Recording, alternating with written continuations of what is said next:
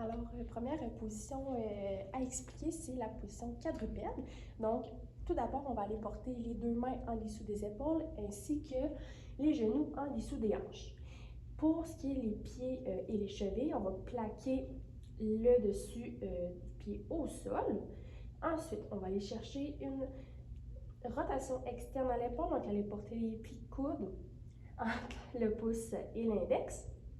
Ensuite, on va aller chercher également une protraction au niveau des omoplates, donc on va pousser légèrement comme ça ici.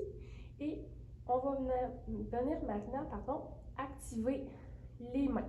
On va venir plaquer le bout des doigts au sol, tout en ayant notre belle protraction des omoplates et la rotation externe à l'épaule. Une fois que c'est fait, on va activer un petit peu les abdominaux transverses. On garde notre beau dos droit et on va aller chercher le prolongement axial au niveau du crâne et ainsi regarder légèrement devant les mains.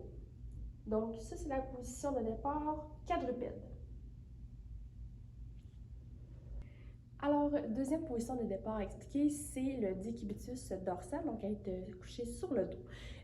Pour aller s'installer sur le dos, il faut d'abord passer sur le côté et ensuite se tourner sur le dos. Donc, on prend les deux mains, on couche une épaule et hop, on se tourne. Donc, position de départ décubitus dorsal, on va vouloir avoir les deux pieds à plat au sol, environ les genoux à 90, donc les genoux légèrement fléchis et alignés avec nos hanches, donc à la largeur de nos hanches.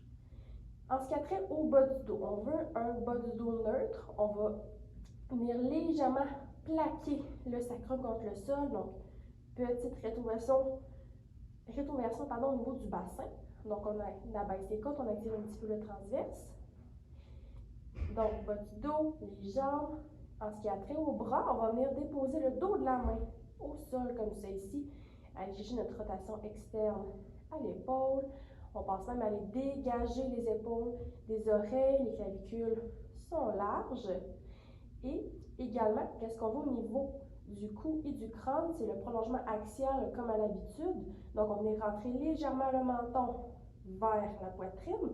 On va aller chercher le prolongement axial, donc le sommet du crâne vers le tapis. Donc, c'est notre position de départ pour le décubitus